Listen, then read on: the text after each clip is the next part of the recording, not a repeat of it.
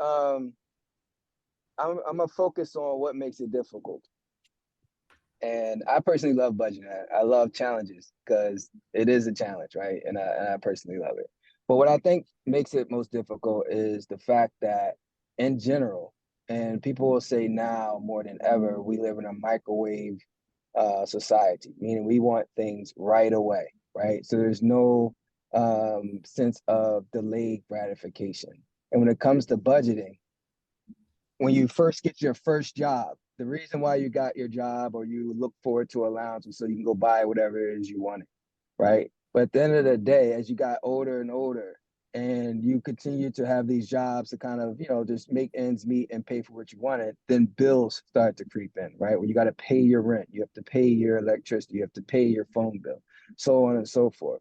So now budgeting becomes an issue because you're trying to enjoy, quote unquote, your life on a short-term basis, right? So weekend to weekend or paycheck to paycheck. I want to be clear that the majority of the U.S. lives paycheck to paycheck, right? This is not just a, this is not just a poverty kind of situation. You can make $100,000 a year and you live paycheck to paycheck. That's an actual stat that is, a situation we have in the U.S. But I say that to say delayed gratification is difficult to deal with. At the end of the day, we want to see things right away. We want to walk into the gym. We want to do a set of abs, go home and see a six pack. And that's not necessarily the case. And we understand that's not the case. But when it comes to budgeting, we we tend to forget that in order for us to enjoy our lives long term and to kind of live a more of a stress-free life and to quote unquote reap what we sow, we actually have to sow good seeds. And budgeting is sowing good seeds, but it becomes very difficult because we just have a hard time managing what I want to do today versus what I know I should do in order to have a better tomorrow. Well, let's back up a little bit what you talked about psychology and what brings you joy, right? So now oftentimes we tend to aim for the thing that we think we desire when in fact in the priority of wants and the priority of desires, what we are actually going out for is lower on that priority. Let me explain to you what I mean. Now, you're single. Obviously, we are social creatures. As a single male, one might desire first and foremost, right, to attract the attention of the opposite sex or same sex, whatever your pronouns are. We're not even going to go there. But here's my point before I get canceled on my own personal Zoom. Right? Here's my point, right? I get the Rolex, I get the Rollie, and as I walk in the room with the Rollie, eyebrows go up and people give me that nod of approval. Now, one might think that when I went out to buy the Rolex, right, that I really wanted the Rolex, when in fact, what I really wanted was I wanted the approval of those individuals who I care about, those who I admire, right? And the approval of those individuals that you might care about, or those people in your personal circle, right? To obtain that approval don't really require the investment of any money or any purchase whatsoever. As a matter of fact, I would dare say that if the only way you could get that person's approval or that person in your circle's approval is by flashing the Louis V or whatever the latest thing is, you probably need to change up and switch up your circle, right? Absolutely. So the thing is, it is only a proxy to the thing that we really desire. But if we really just develop the relationships themselves and focus on that, you would realize I don't need to spend money on the Rolex, right? Yeah. I could spend that money on an ETF, dollar cost average fund, and just develop my ability to socially connect. What are your thoughts on that? Yeah, I'll go right ahead and jump in. I like the fact that you talk about, the relationship and you don't have to buy anything and invest in something to impress. And when I hear that, I say to myself that I have to roll back and understand who I am. I have to learn to appreciate who I am, the value that I bring or not bring, and the necessary investment that I need to do internally on myself to gain that level of confidence, assurity, and then I can go out and express that to the world. And when you do that, it allows people to gravitate to you because they will either like your energy or not like your energy. But at least you can connect with people. And we talk about this like-mindedness, which I'm hesitant to say, but Right. you can connect with people who see something about you that interests them.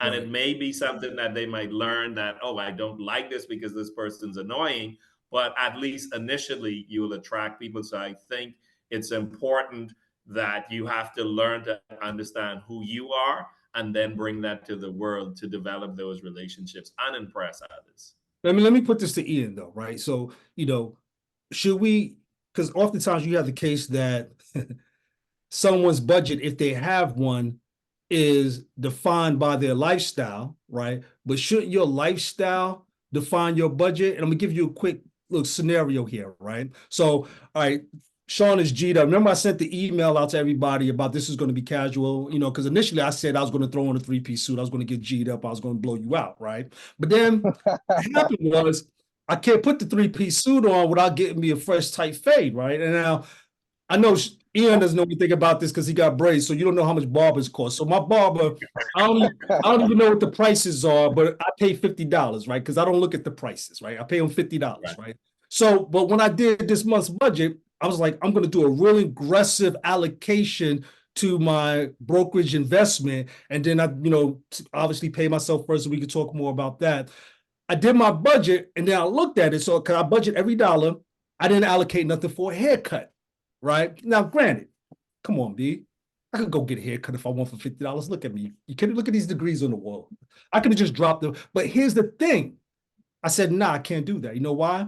Because I didn't put it in the budget. That's discipline, right? I'm absolutely not going to do it because it's not in the budget. That's not what I did. So my budget dictated my actions and my lifestyle, which led to my email to you, Cass, say, nah, I'm not going to wear a suit anymore. I'm going to go casual. So, we could do that. But because it just wasn't really in my budget. So my point is that how oftentimes are we just failing because we're letting our lifestyle dictate how we spend our money rather than, creating a plan to like dictate our moves and how we, move in our lifestyle.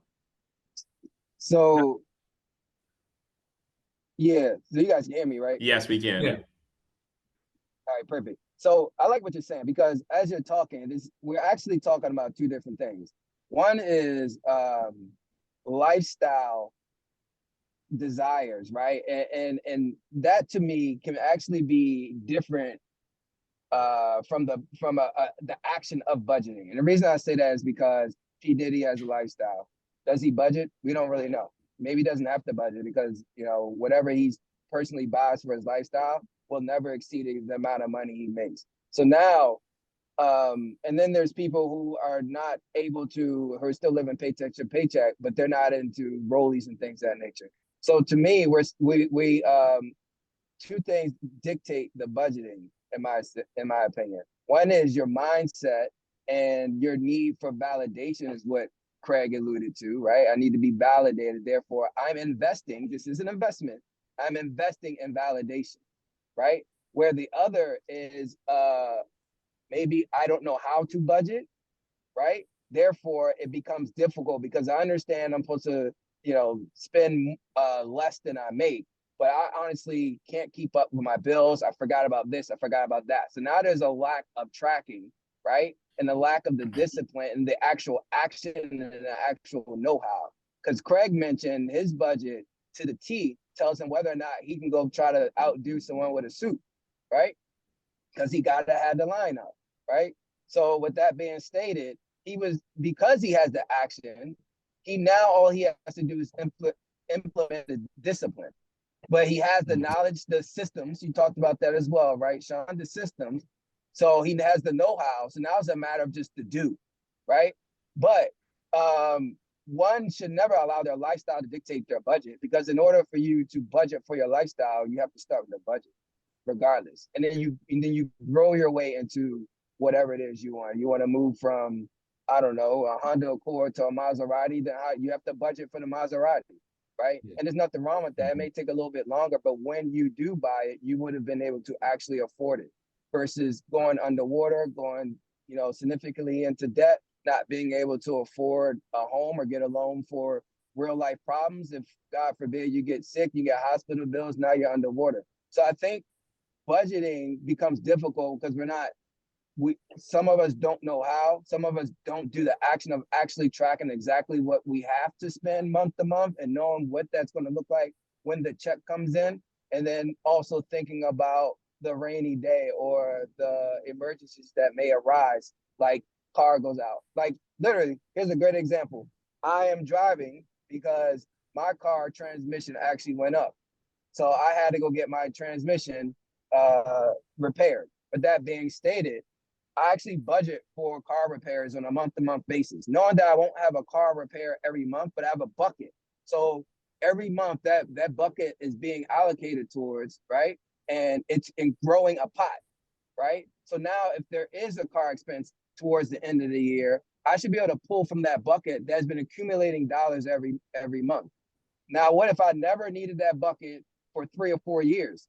Well, at the end of the year, if I decide, okay, well, next year I'm going to have the same amount of dollars, I can take that bucket and go invest it in whatever I want to invest it in. And honestly, I love investing in real estate and stocks. But if you want to take that money that you were disciplined with and go enjoy a nice trip, you earned that, right? As long as you know the next year, the bucket needs to be refilled. You need to have that discipline. And if there's leftover, overflow, as some might want to call it, you can do as you please with the overflow. But at the same time, you need to budget your life. So I think it's a necessary that we acknowledge the fact that some people just don't know how, which is fine, right? That's why we're having this conversation.